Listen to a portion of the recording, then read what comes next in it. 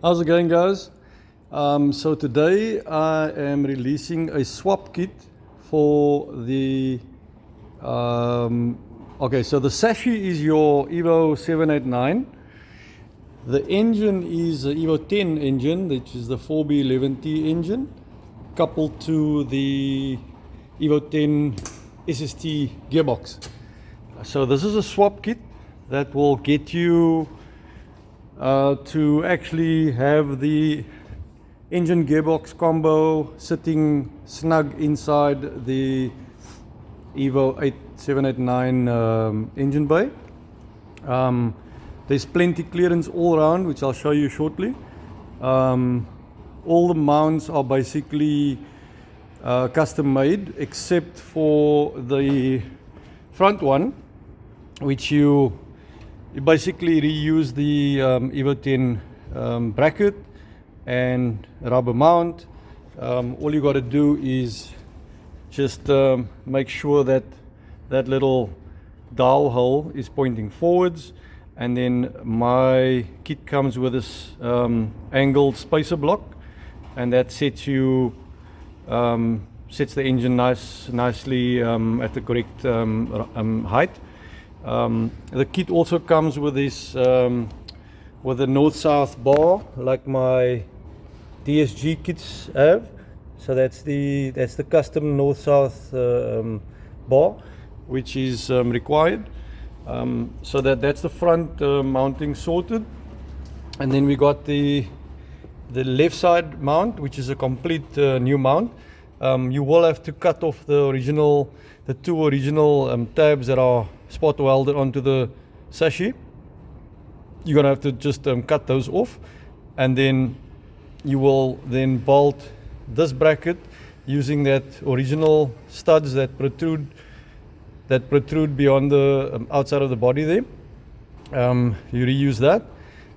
Once you got everything tightened down, then you just go and drill a 12.5mm hole through the body over there and over there, using my mounting bracket as a guide.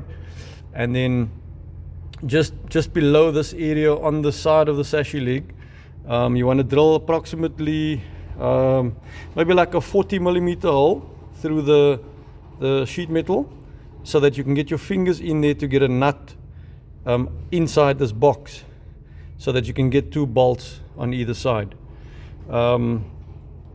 And then as you can see, it comes with a poly mount. There's a little 12mm spacer underneath, and then this in the custom bracket.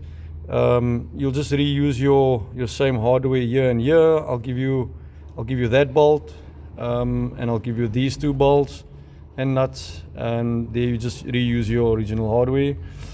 The same on the front mount, again, just reuse all your same hardware, except for that bottom two that goes through my spacer. I'll supply those two.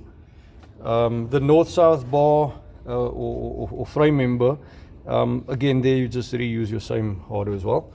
Moving to the right side mounting, yeah, it did get a little bit tight inside here, but we managed to pull it off. So we got the same poly mount on this side. We got a sort of a L-shaped bracket going on underneath there, and then the side bracket which mounts to the cylinder head, and the two at the bottom which mounts to the block. Everything fits very well. As you can see, there's plenty clearance there. All your belts and things all pass through. It's been tested. The intake brackets, all of these brackets here, they all fit perfectly fine. In fact, the actual intake manifold actually got tons of space over here. So yeah, that's the side mount there. If you can just try and figure out what it looks like there. Okay. Then on the rear mount, since this vehicle is a right-hand drive, so for the left hand, so this is the rear mount bracket, okay, and this is specifically for the left-hand drive EVOs, and you will reuse your original rubber mount which bolts down onto the, or dog bone mount in the left-hand drive case. I think it's called the dog bone mount. So you bolt that one straight down onto your subframe as per usual, and then this new bracket will bolt onto the back of the gearbox, and everything will line up. I will supply a right-hand drive version of this one as well. That's the only bracket which changes on this kit from left to right-hand drive. Okay, so what's before I move to the shaft, I just want to indicate that this engine gearbox combo is sitting perfectly level, plumb, straight in all ways possible. And as you can see, we got about a finger gap over there. On that side, we've got enough clearance for your belts and things. The actual SST box is sitting 100% level in that direction. The engine gearbox combo in this direction is 100% level.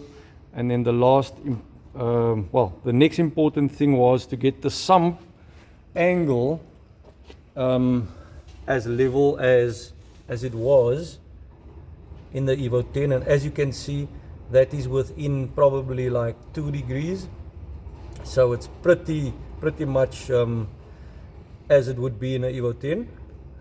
So the engine is tilted exactly the same angle as the EVO10. You won't have any problems with oil pickups. And then the next thing to mention is the height of the engine. Also, it's pretty much on the same height as it would be. So what's important when it comes to the height of an engine is the relationship between the top of the tappet cover for clearance on the hood versus the more important part, which is the height of the side shaft, as the weight of the vehicle is pressing down on the road. So when this suspension is pushed up at full compression, which is basically when the vehicle's on the ground, then that shaft then sits within 1 or 2 degrees in a level position. So that's always your most important factor. And then after that, your next thing is you kind of hope that you're getting that right is also going to get your engine height right. And in this case, it was absolutely perfect. So the hood closes easily. There's plenty of space between the hood and the tappet cover. So I would assume that all aftermarket intakes and tubular or any manifold really should fit perfectly fine. What else was there? So also, if you look downward at the shaft itself, okay, the line running from wheel to wheel is also a major factor when doing any engine gearbox swaps, and this line is pretty much as straight as it can come. I know that one's a bit hard to see, but we'll get to that. Yeah, that one's a bit hard to see, but it's perfectly straight from wheel to wheel across the whole engine bay.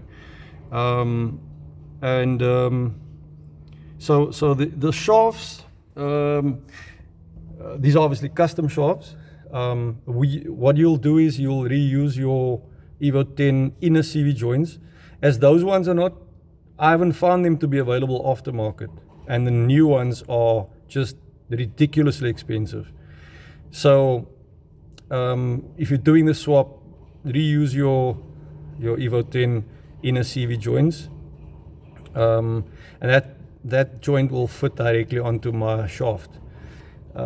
So the next thing to mention about the shafts is, okay, as you can see there, you can just about make out that inner cup there. Right, so now moving towards the outside here.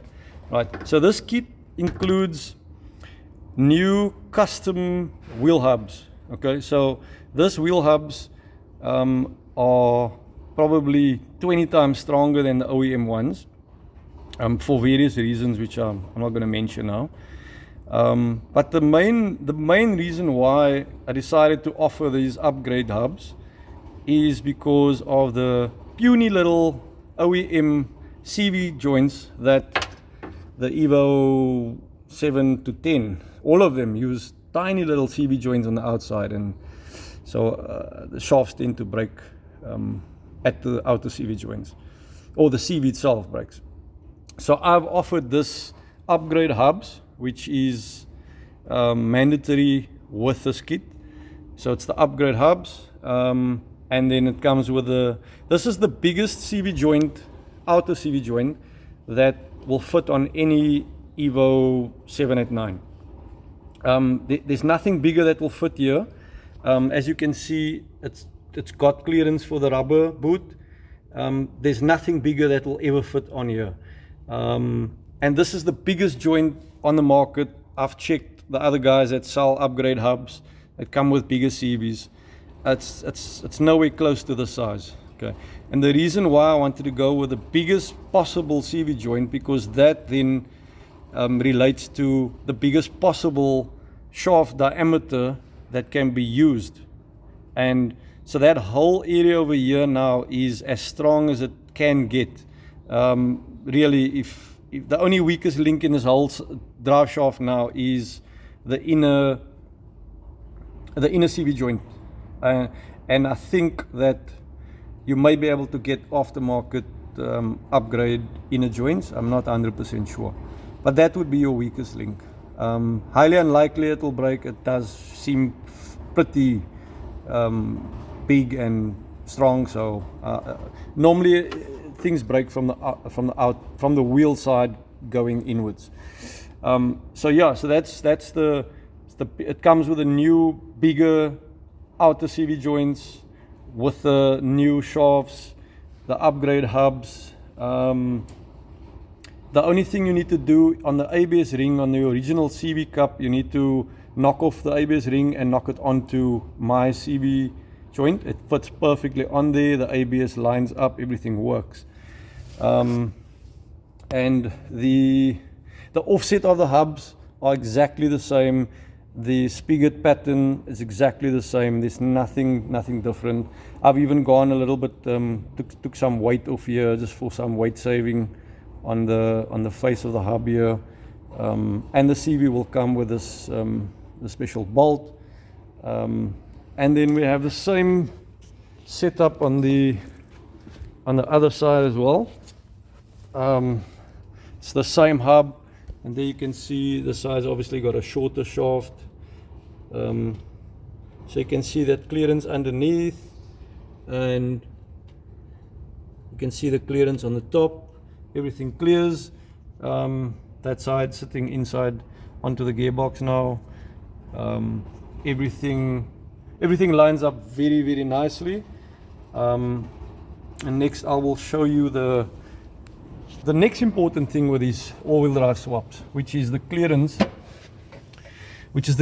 between the tunnel and the top of the transfer output, and then the clearance underneath the transfer case output. That's the next thing that's quite important. I'll show you that shortly. But before I go there, I wanted to mention that the downpipe for this engine, on the EVO 10 we obviously got more room behind here for the downpipe to come through, but because this turbo on this chassis usually sits in front, we don't have that luxury. So you can squeeze a 63mm, actually you can squeeze a 76mm pipe through this gap over here. It does get a little bit tight, so you might want to just squash that 76 slightly, not much. You probably need like maybe 5-6 millimeters of squash just to give yourself a little bit of clearance at this point and at that point there, just so that passes through nicely. So you can definitely get a downpipe through there. And you should be able to use any turbo manifold. You should be able to use any turbo manifold on. There's tons of space here. Even side mount manifolds, they all should work fine. Okay, so we're looking at the output of the transfer case. So as you can see on top there in that section, there's at least about 30 millimeter of gap there, and then on the bottom it's a little bit hard to see on the bottom, but I can pass. Sorry, it's just a little bit tight here. I can pass my fingers. It's probably like maybe 20 mils of play, of freedom underneath the transfer case. So you definitely have plenty clearance, and even on the side, on either side, there's plenty clearance as well. You will have to get a custom prop shaft. So this joint that slides into the back of this transfer case here, I cannot find it aftermarket. Otherwise, I would have offered a front prop shaft as well. So you're gonna have to get an EVO prop shaft and use the front, and then couple it to the mid shaft of the EVO789. So yeah, I just thought I'd show you that clearance around there, and then you obviously will pass your downpipe will pass through that section over there and come through. So yeah. Okay, so I think that's about it on this swap kit. It's as you guys probably know, the transfer case ratio matches the EVO 10 transfer case ratio matches the EVO 789 rear diff. So that's an important thing when you're putting different transfer cases and gearboxes onto an all-drive car.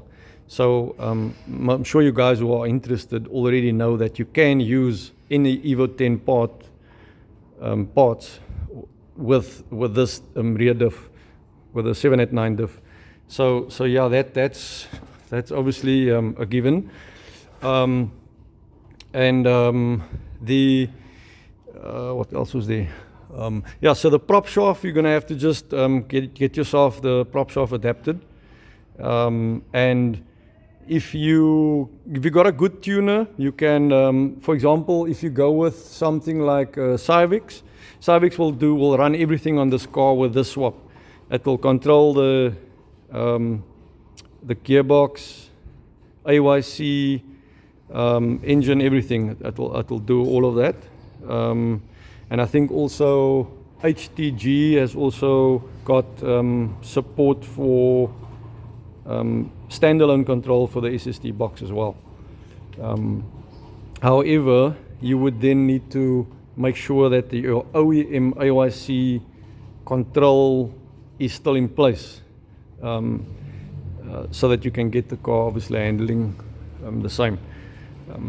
So obviously you're going to save a lot of weight using this. Some would say, like, why would you use a EVO 10 engine? But you know what, everyone, each to their own. There's obviously many reasons why guys would want to use this motor, and for one thing I can tell you, the weight saving is phenomenal. Yes, the gearbox weighs more, but if you look at the benefit of the gearbox versus the extra weight, and then on top of it you're saving weight on the motor itself, so you're not going to be too far off on total weight at the end of the day, total weight compared to what originally sits in this car. So guys, yeah, that's the 4B11T SST swap kit inside a 789 chassis. You guys can contact me if you're interested. I've got a customer that actually needs a kit right now. Next up, I'm going to show you a swap kit that will do that same engine, but with a DQ500 gearbox, and it's the same full swap kit, and that'll happen shortly. Thanks for watching.